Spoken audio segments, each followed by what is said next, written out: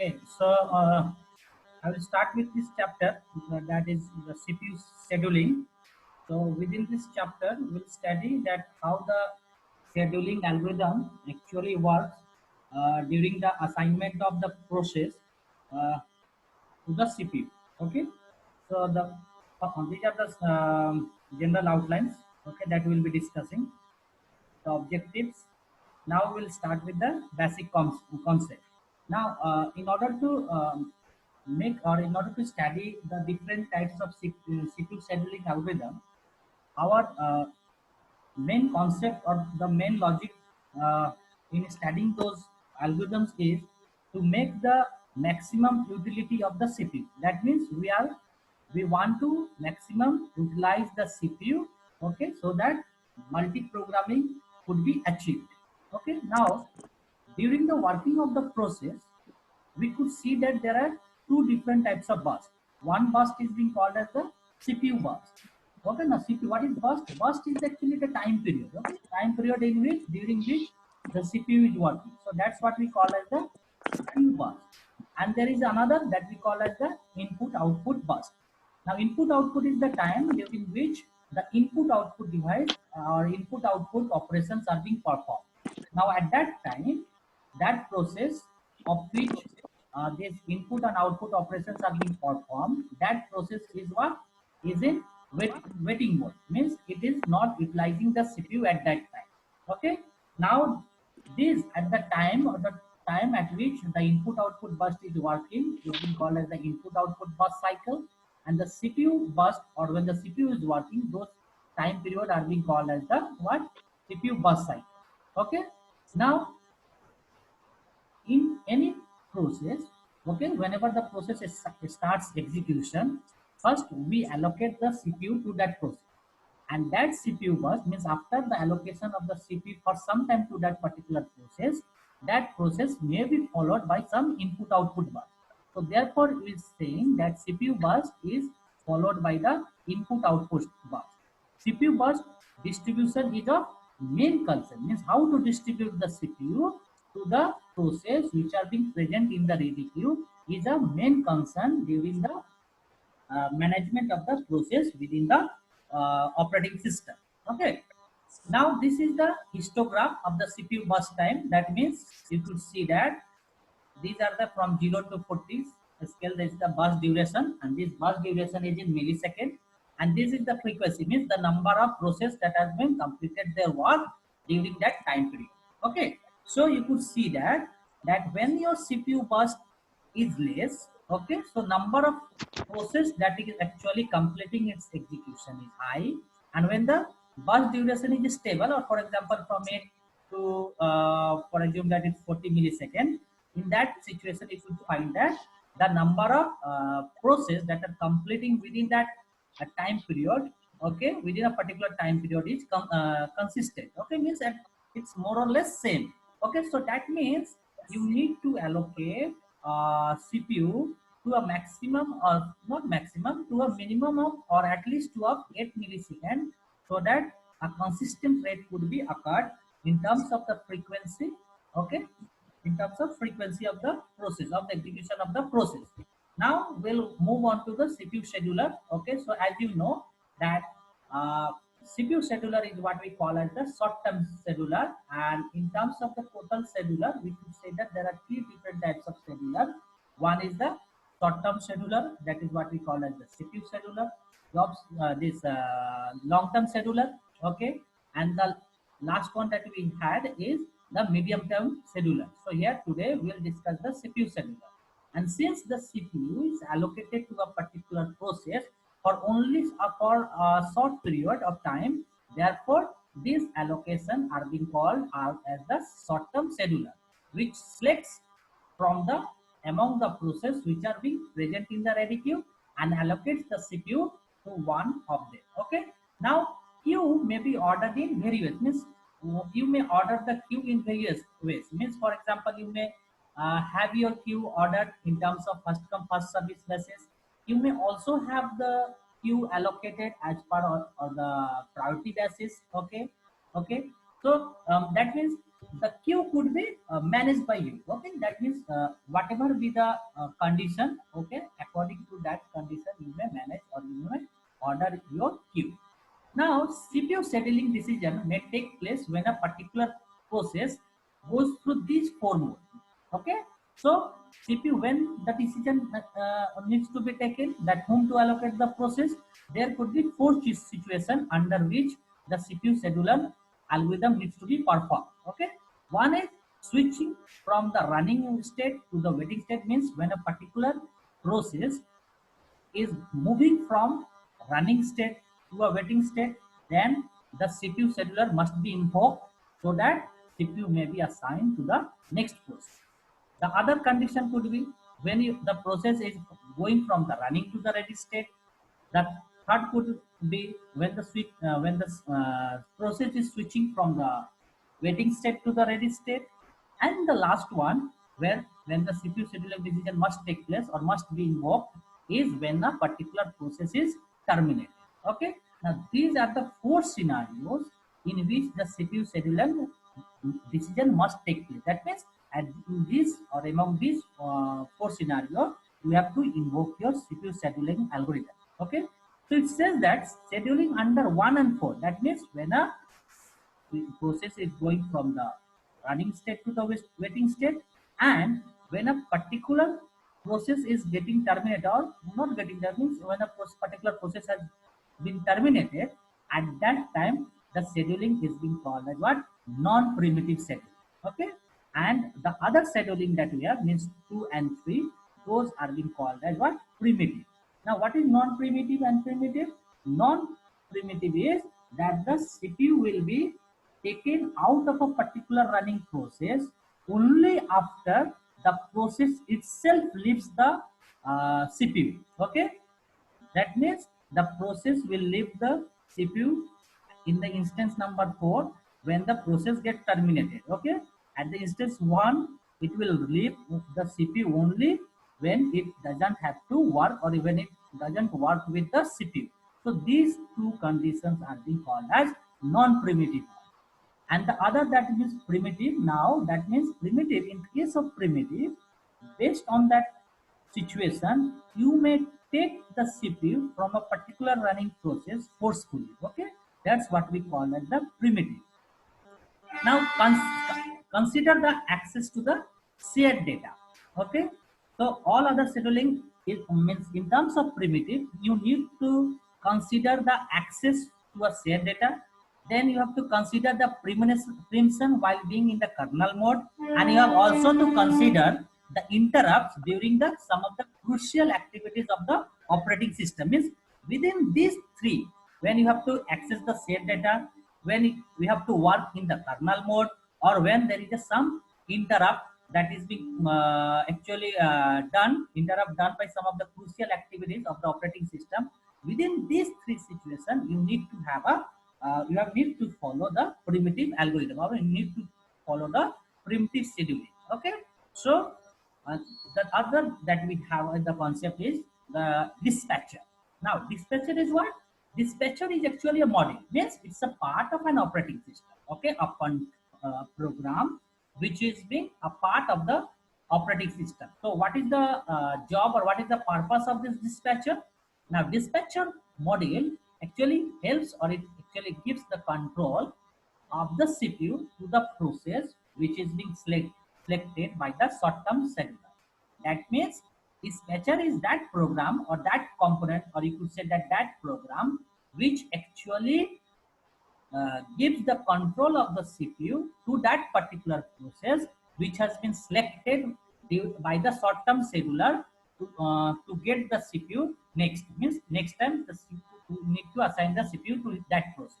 Now, before actually assigning the CPU to that particular process, there needs to be some things, or there needs to be some formalities that must be done by the dispatcher. So what are the formalities? One is there has to be a switching context. So that means what?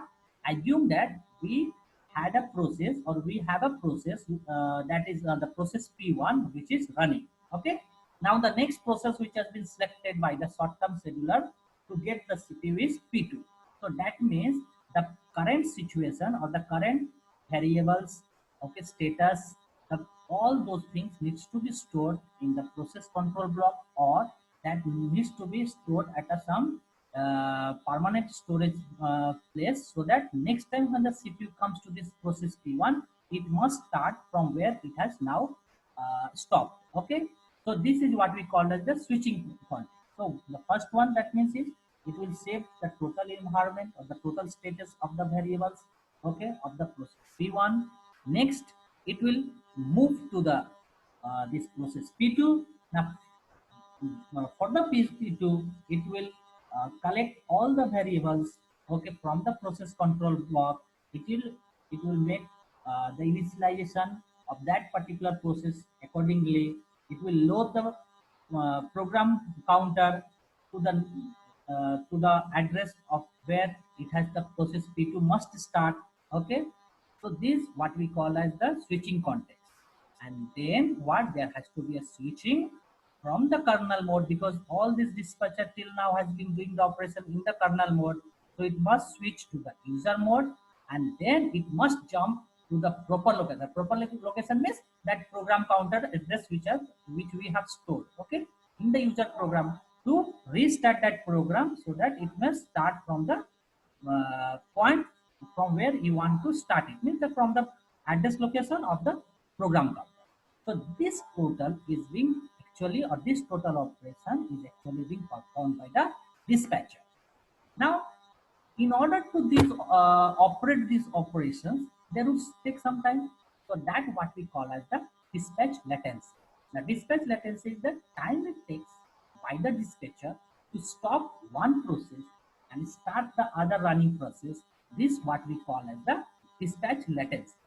And we know that this less dispatch latency is the time during which the CPU is not performing any operation. That means in terms of CPU, this time is the total wastage. Okay, so this what we call as the dispatch latency. And there are some scheduling criteria which needs to be concentrated on. One is the CPU utilization. That means you need to have the CPU busy as much as possible. Throughput is the actually the unit, okay, of the scheduling. That means it counts the number of process which complete their execution per time unit. Per time unit may be millisecond, it may be a second. But since CPU works very fast, we need to do count that throughput in terms of millisecond or the nanosecond. So that means what, in 1 millisecond, if we say that in 1 millisecond, 3 processes have completed their execution. That means that throughput is 3. Okay. Turnaround time is the total amount of time that it needs to operate, or total time needed to execute a particular process is called the turnaround time. Waiting time is the amount of time the process has wasted being waiting in the ready queue. That's what we call as the waiting queue. And response time is what, the amount of time that it takes from when a request was submitted until the first response is produced. Okay, that what we call as the response time. Okay, so for an example, we could say that, uh, for example, let assume that the process has been submitted in the ready queue at the 0th second, means just at the starting. Okay, but the first time that the CPU was assigned to that particular process was after 4 milliseconds. So therefore, what is the response time? The response time is that the process was submitted at the 0th second, means just at the starting, but the first CPU was assigned at the 4th. So 4 minus 0 is 4. That means the response time is 4 milliseconds.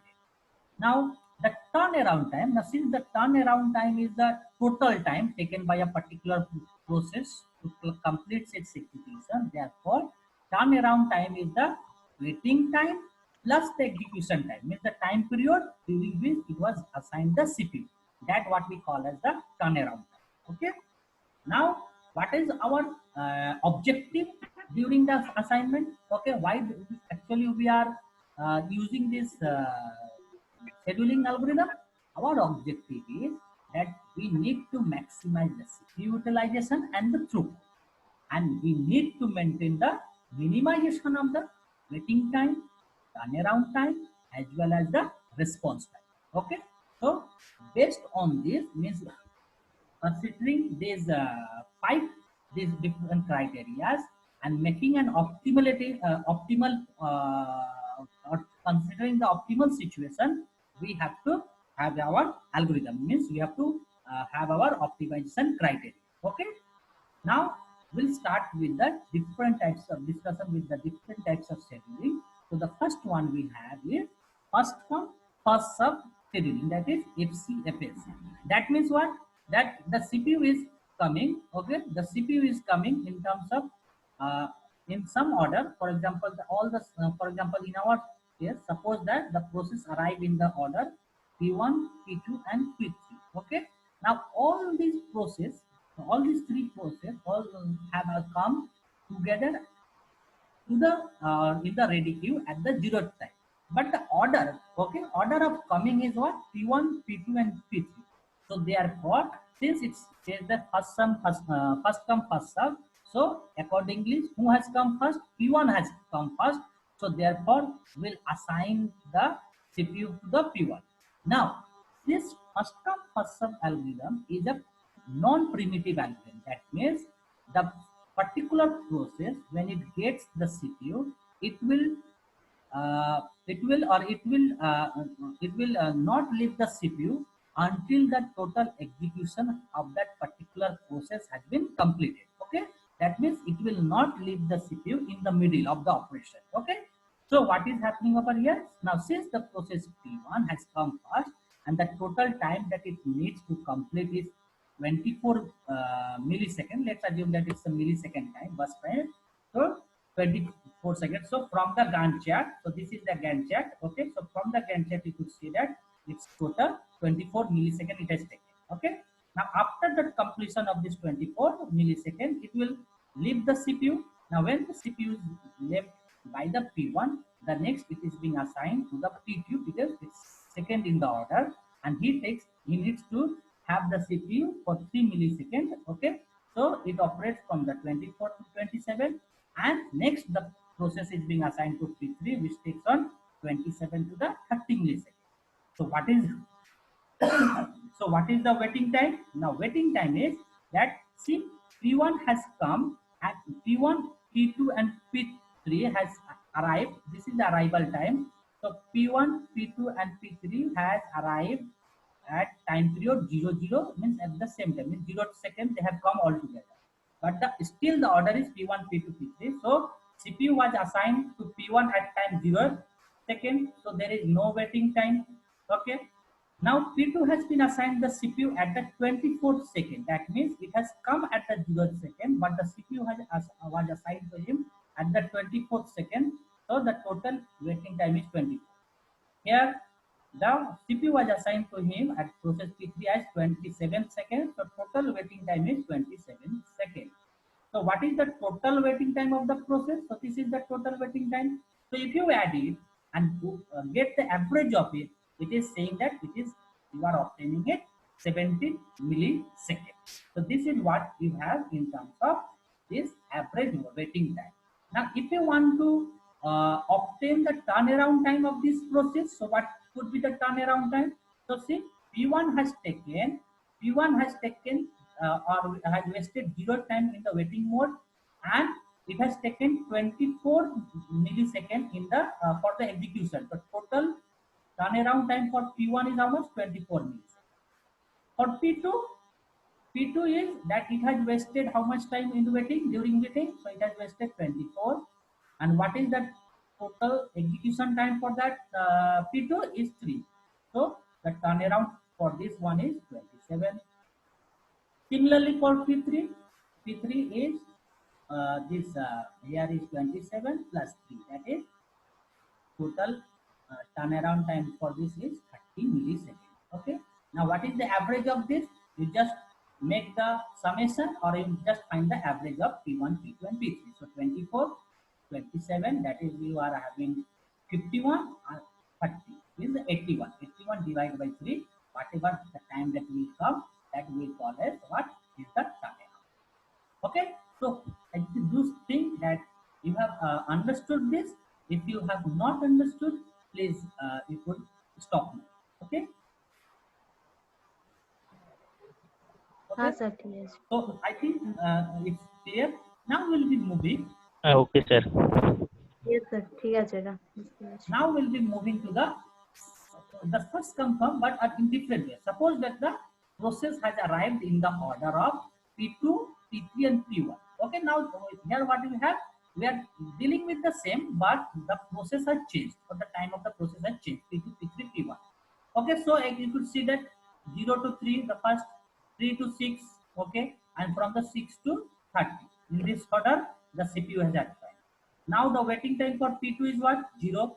For P3 is how much? 3. And for P1 is how much? The waiting time is 6. So in an average, waiting time that you will obtain is how much? 3 milliseconds. Now what you are getting, that in the earlier case, you have an average waiting time of 17 milliseconds. Now the same process, but since the order was changed, now the average waiting time has drastically reduced to 3 milliseconds. That means what is the message that you are obtaining from here? The message that we are obtaining is that if in terms of first come first basis, or the in FCFS algorithm, if the earlier process, means if the first process, okay, if we execute those process early, which takes less time for execution, then the total average time, waiting time of the system, operating system of that particular those process will be reduced. Okay, will be less. But if we allocate the CPU at first to that process which will take the maximum, or which takes the maximum amount of execution time, then within the first come first basis we'll have the average waiting time of the system very high. Okay, now this what we call as the conveyor effect. That means short process runs behind the long process. Now, whenever the short process runs behind the long process, that means the average waiting time of the system will be increased.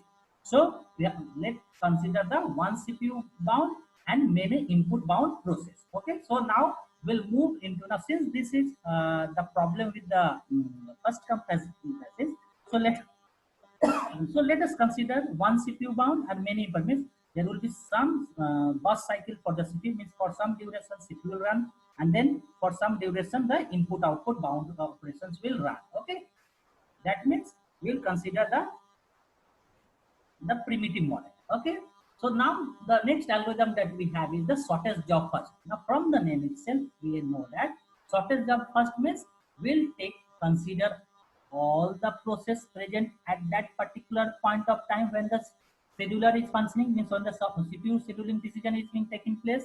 At that time the algorithm will look onto the burst side, the remaining burst side of that particular of those process present in the ready queue, and whosoever process has the least amount of time, or least, or needs the least amount of time for execution, that process will be assigned the CPU first. Okay. Now SGF means shortest job first algorithm is actually one of the is actually the optimal algorithm that we can find within the operating system. That means it gives the minimum average time, waiting time for a given set of process. But the problem is that the operating system, or we as an user cannot assign or cannot predicate that what will be the total CPU execution time that will be required for a particular process. So this is the difficulty. If I do know that the set of process present in the ready queue would take certain this time, then automatically using the shortest block first, our algorithm using this scheduler and algorithm will be able to get the optimal waiting time. Okay. So what is the difficulty? The difficulty is that you does not know, or difficulty is knowing the length of the next CPU request, and could ask the user, or it may be a situation that before executing the particular process, you may ask the user that how much time this process will take. However, within the computer environment, it may not be feasible that if a particular user says that my process will take 10 seconds to complete its execution, But in realistic, during the real operation or during the runtime, it is very hard to actually finish the problem or the process within that mentioned time. Okay, because there could be some priority process that may come in. Okay, there could be some input output problem that may occur, now due to which different internal and external problem, the total process of the program may be higher than the predicted. Okay, so this is what happens in the shortest job cost. Now let's take an example and let us understand. Okay, so what we have four process over here, P1 to P4, and the burst time required is 6, 8, 7, and 3. Now assume that all this process has come at the 0th time. Okay, all this process has arrived at the 0th time. Now, so at the 0th time, the CPU will go and make a decision according to the shortest job cost. So we could see that out of this, the first process, the last process, that is the P4, is taking the least or having the least burst time. So what we'll do, we'll assign the CPU first to this process P4. So it operates, since it takes 3 milliseconds, so we give 0 to 3. After that, after this process P4 has completed its execution, out of these three, we'll make an assign. We'll make again decision that whom to assign. Now we see that P1 has the least amount of time, so we'll assign the next to the P1. So it starts to the 3 since it made 6, so it completes its work at the 9th millisecond.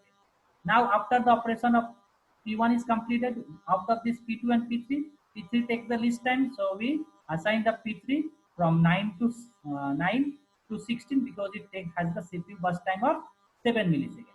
Then at the end, we assign the process P2, or we assign the CPU to the process P2, which executes for 8 milliseconds. Okay, so it is get the CPU at the 16th millisecond and it completes its execution under 24 seconds. So the total time taken for this set of process to complete its execution is the 24 milliseconds. What is the average time? Now, since all this process has arrived at the 0th millisecond, so the waiting time of P4 is how much? 0. Okay, so waiting time of the process P4 is 0 because it was the first to get the CPU. What is the waiting time of P1? P1 came at 0th millisecond, but the CPU was assigned to him at the 3rd millisecond. So 0 is 3. Now what is the P3? P3 has got the CPU at the 9th millisecond. So first, this waiting time is what? P3 is 9 milliseconds, and the P2 was got the CPU at the 16th millisecond. So this is the waiting time. So if you take the average of this 16, 19, and 9, 28, 28 divided by 4, that is the total number process. What is the waiting time? We are obtaining the waiting time is 7. Okay. Now from the discussion, we have you must have understood that this process or this set of algorithm has operated on non-primitive mode. Okay, it has operated on a non-primitive. Now, we could have a situation where the same shortage of first algorithm may operate in terms of in terms of primitive. Now, in terms of primitive mode, if I say that for each time the CPU that is being assigned to a particular, it will be assigned only for the 2 milliseconds. So, what would have happened that at particular point of time, for example, at the beginning, who takes the CPU? It takes the CPU of the 3. Okay, so we'll assign these to 4, that means for 3 milliseconds. So what is the total? So it has taken 2. That means when I have assigned the CPU to 2 milliseconds, so after the completion of the execution of the process P4 after 2 milliseconds, I have to make decision once more. So what is after 2 milliseconds? Its burst time will be 1. So again, I will check among all these 4 processes that whose process will take the least time. Now again, I could see that the process P4 will take the least time. So again, I will allocate the process P4 to that. That means the P4 will take first 2 milliseconds, then the process will execute for 1 millisecond, and after 1 millisecond, this is nothing to be done, it will completely complete set execution. After 1 millisecond over here, I will again make a CPU decision that out of P1, P2, and P3, whom to pick whom to assign the CPU. Now this is what we call as the primitive model of the shortest job cost. Okay. Now we'll discuss something related to the next slide, that is that determining the length of a next CPU means, as I said or as I mentioned, that we do not, it's not completely will not be able to predicate that what will be the next CPU burst. However, a prediction algorithm may be used, which sometimes may be success or sometimes it may not be a success. Okay, so this is what we are, that determining the length of the next CPU. Now